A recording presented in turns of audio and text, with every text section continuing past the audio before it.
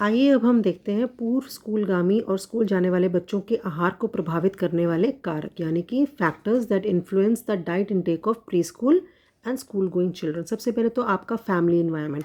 Family environment का मतलब होता है कि मदर फादर के खाने पीने की बनाने की आदतें कैसी हैं, उनको पोषण संबंधी ज्ञान कितना है, वो कितना बच्चों को इन्वॉल्व करते हैं अपने खाने के अंदर और कितना बच्चों को खाना देने के पहले उनको उनकी इंटरेस्ट बढ़ाते हैं खाने में, और कैसे परिवार का माहौल है, आपस में खुश है, आपस में बैठ के खाना खाते हैं। They should be a happy environment and the parents should develop good eating habits of children. Next is media. Media means कि आजकल जो हम टीवी एड्स देखते हैं, हमारे फेवरेट हीरो और हीरोइन हमारी ऐड करते हैं किसी खाने की, ये खाना बहुत अच्छा है, तो वी गेट अट्रैक्टेड, हम उसकी तरफ ल्योर हो जाते हैं। और चाहे वो इतना फुल ऑफ फैट हो, फुल ऑफ शुगर हो, फिर भी हम वो ख़रीद लेते हैं क्योंकि हमारे फेवरेट एक्टर ने उसके बारे में ऐड करी होती है। तो जो एड्स आती हैं टीवी में, उससे भी हमारी चॉइसेस बहुत ज़्यादा मैटर करती हैं। जो सॉस आपको टीवी पे नज़र आती है, आपके दिमाग में वो रह जाती है और मार्केट जाकर आप 6 सॉस और पड़ी होंगी, लेकिन आप उसके बारे में आपको पता चलता है। तीसरा है मित्र। आप हमारे स्कूल के जो फ्रेंड्स हैं वो बड़ा मैटर करते हैं कि हमारे भोजन संबंधी आदतें कैसे हमारी पड़ेंगी। हमारी आदतें बदलनी शुरू हो जाती हैं, हम उनके भोजन में भी स्वाद लेते हैं जो मित्र खाते हैं, ठीक है। और हम उनका वो, और मित्रों के साथ बैठ कर इस उम्र में बच्चे फटाफट टिफ़िन पूरा कर लेते हैं और अपना भी शेयर करते हैं, उनका भी खाते हैं। और मित्रों की जो कंपनी है बहुत मैटर करती है। समाज और सांस्कृतिक प्रभाव, मतलब हमारे जो भारत में भारत के उत्तरी प्रदेशों में रहने वाले बच्चों का दक्षिण भारतीय व्यंजन जैसे इडली डोसा, इसमें बहुत ध्यान होता है। हमारे यहाँ पे सोशो कल्चरल इन्फ्लुएंसेस हैं, यानी कि एक दूसरे समाज का हमारे ऊपर बड़ा असर पड़ता है। और हमारे जो दक्षिण में रहने वाले बच्चे होते हैं वो राजमा चावल और रोटी खाना पसंद करते हैं, और हम लोग जो हैं वो इडली डोसा खाना पसंद करते हैं। अनियमित भूख का मतलब होता है एराटिक एपेटाइट। कई बार ऐसा होता है कि बच्चा एक समय का भोजन अच्छी तरह खा लेता है जबकि दूसरे समय के भोजन को मना कर देता है। बच्चे का ऐसा बिहेवियर कोई विशेष चिंता का विषय नहीं होता, लेकिन क्योंकि अधिकतर वह अस्थायी मनोदशा होती है, और यदि भोजन के संबंध में किसी प्रकार का प्रलोभन, दंड अथवा कठोर नियम लागू न किए जाएं तो ऐसी प्रवृत्ति जल्दी गायब भी हो जाती है।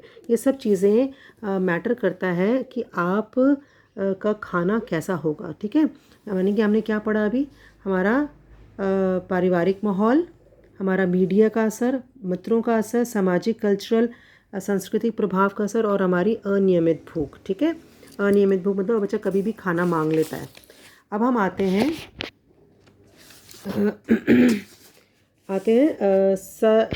हेल्दी हैबिट्स की तरफ। हेल्दी हैबिट्स मतलब कि क्या हेल्दी हैबिट्स होती हैं? स्वास्थ्यवर्धक आदतें। अब तक हम समझ चुके हैं कि अच्छा स्वास्थ्य शारीरिक एवं मानसिक स्वस्थता का योग है। भोजन में पर्याप्त मात्रा में पोषक तत्वों की उपलब्धि के बाद भी बच्चों में कुछ स्वास्थ्यवर्धक आदतें होना अति आवश्यक है। ऐसी ही कुछ आदतों का निम्न में वर्णन है। भोजन संबंधी उचित आदतें विकसित करना, यानी कि इस्टैब्लिश सेंसिबल ईटिंग हैबिट्स। अब वो क्या हैं? देखो, इस आयु के बच्चे अपना अधिकतर समय टीवी के आगे बिताते हैं, वीडियो गेम्स खेलते हैं। ऐसे समय में उनकी जो फिजिकल डेवलपमेंट है, शारीरिक क्रिया, वो न के बराबर होती है। ऐसी आदत स्थिति में माता पिता को समझदारी से काम लेते हुए बच्चों को समय समय पर ताज़े कटे फल, फ्रूट्स मतलब सलाद आकर्षक ढंग से काट कर बनाकर बच्चों को देते रहें, ताकि बच्चों के अंदर फ्रूट्स भी जाएं और कोई नया आकर्षक सा नाम दे दें, कुछ अट्रैक्टिव नेम दे दें, ताकि बच्चे कुछ नया समझकर खाने के लिए तैयार हो जाएं। शारीरिक गतिविधियों को प्रोत्साहित करना। हेल्दी हैबिट्स में ये भी आता है कि फ़िज़िकल एक्टिविटीज़ को इंकरेज कीजिए। कम से कम रोज़ 45 से 60 मिनट तक मध्यम गति के व्यायाम ज़रूरी हैं। इसके अतिरिक्त बच्चों को कम टेलीविज़न देखने और अधिक से अधिक खेलों को में खेलने के लिए प्रेरित करना चाहिए। एक्टिविटी होनी चाहिए, ठीक है। बस बैठे नहीं रहें, साथ कोई ना कोई एक्टिविटी, वॉकिंग ही कर लीजिए। सुरक्षित भोजन सुनिश्चित करना, इंश्योर फूड सेफ्टी। ये भी ज़रूर माँ बाप को ये इंश्योर करना चाहिए कि जहाँ से भी खाना खा रहे हैं वो भोजन साफ़ सुथरा और सुरक्षित वातावरण में पका हुआ होना चाहिए। This is also one of the healthy eating habits. और बच्चों को खाने से पहले हाथ धोना, खाने के बाद हाथ धोना, खाए जाने वाली सब्जियों को भी बहुत धोकर खाना चाहिए। तो you should be very careful of the cleanliness of the food you are eating. भोजन की मात्रा पर नियंत्रण करना, ये नहीं खाते जब टीवी में देखते देखते पता ही नहीं चलता बच्चे 2 3 4 रोटी खा जाते हैं। लाड प्यार जताने का माध्यम मतलब लाड प्यार माँ बाप दिखाने के लिए भोजन खिलाना शुरू कर देते हैं। माँ बाप मम्मियाँ ऐसी होती हैं, मेरा बेटा आजा, मेरा बेटा मैं आपको खिलाऊंगी। वो खाते खाते खाते खाते वो बेचारा पता नहीं कितनी खा जाता है। तो लाड प्यार ना करें खाते वक्त, ना कभी ज़बरदस्ती करें बच्चे को खाते वक्त। भोजन की मात्रा पर नियंत्रण रखें। ठीक है, ये हमने इसमें भी यही पढ़ा है सारा। Establish sensible eating habits, encourage physical activity, ensure food safety, ensure control over quantity intake, ये सारे हैं। Now we will study of some issues of school going children। कुछ प्रॉब्लम्स जो आती हैं बच्चों को, एक तो है ओबेसिटी यानी कि मोटापा। ये एक मेडिकल प्रॉब्लम बन गई है, जो कि किस वजह से आ रही है, मैंने बताया high salt, maximum rich in fats, sugars. जब ज़्यादा फैट लोगे, वसा ज़्यादा, चीनी खाओगे, ज़्यादा सॉल्ट वाला खाओगे, और रेशा कम, लो इन फाइबर जो खाते हैं, एडिड शुगर वाली चीज़ें, इससे बच्चे मोटापा ले रहे हैं। मैदा खाना, सेडेंट्री लाइफस्टाइल हो गया, बैठे रहते हैं सारा दिन कंप्यूटर के आगे। देखो मैदा खाते हैं, प्रोसेस्ड फूड में मोमोज़, ये पैटीज़, बर्गर्स, ये सब प्रोसेस्ड फूड है, मैदे से बने हुए हैं, हाई इन सॉल्ट है, रेशा है नहीं उनके अंदर। इससे बच्चे क्या क्या कर रहे हैं, फिजिकल एक्टिविटी है नहीं, तो हेल्थ रिलेटेड प्रॉब्लम्स आती जा रही हैं बच्चों के अंदर। और high blood pressure, diabetes, certain cancers, type 2 diabetes, hypertension, ये बच्चों के अंदर आनी शुरू हो गई है।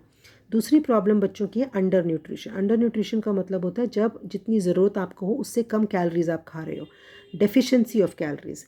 जितना आपको खाना चाहिए, इसको कहते हैं अल्प पोषण। अल्प पोषण होता है जब बच्चे को नियमित रूप से अपनी पौष्टिक आवश्यकताओं से कम पोषक तत्व प्राप्त हो, जितना उसको लेना चाहिए खाना उससे कम मिल रहा है, तो अल्प पोषण से बच्चे का वृद्धि और विकास रुक जाता है। ये ज़्यादा कॉमन होता है लोअर सोशो इकोनॉमिक ग्रुप में। जो हायर इकोनॉमिक ग्रुप्स हैं वो तो बहुत खा रहे हैं, वो तो खा खा के बीमार हो रहे हैं। तो children from poor families go to school और work on an empty stomach. भूखे पेट बच्चे चले जाते हैं और वहाँ जाके परफॉर्म नहीं करते स्कूल के अंदर, और इनके अंदर बीमार होने के ज़्यादा चांस हैं।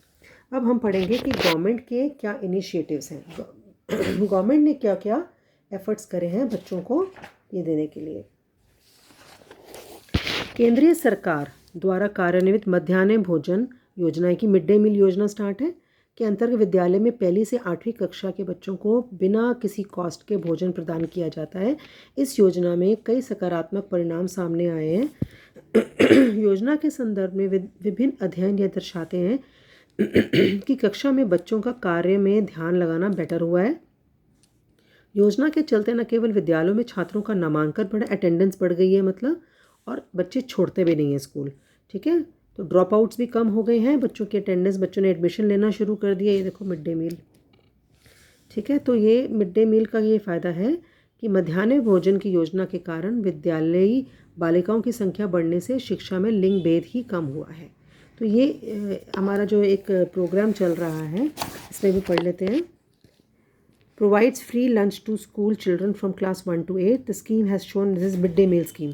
The scheme has shown very good results according to various reports.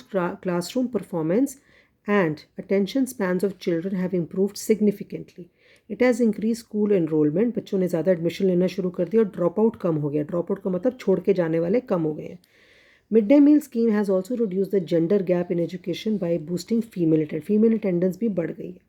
So India is facing the dual problem of undernutrition as well as overnutrition. एक तो obesity मतलब कि overnutrition, और एक undernutrition, एक अल्प पोषण जिसमें बच्चों को खाने से जितना उनको खाना है उससे कम मिलता है, और अति पोषण overnutrition, जब जितना खाना है उससे बहुत ज़्यादा खा रहे हैं। क्या खा रहे हैं, प्रोसेस्ड फूड खा रहे हैं, हाई शुगर खा रहे हैं, हाई फैट खा रहे हैं, हाई सॉल्ट खा रहे हैं। तो ये सारे प्रोग्राम्स हम इस चैप्टर में यही पढ़ा है कि हमें अपनी सेहत का ध्यान कैसे रखना चाहिए और क्या क्या चीज़ खानी चाहिए, कौन सी हेल्दी हैबिट्स हैं। ठीक है।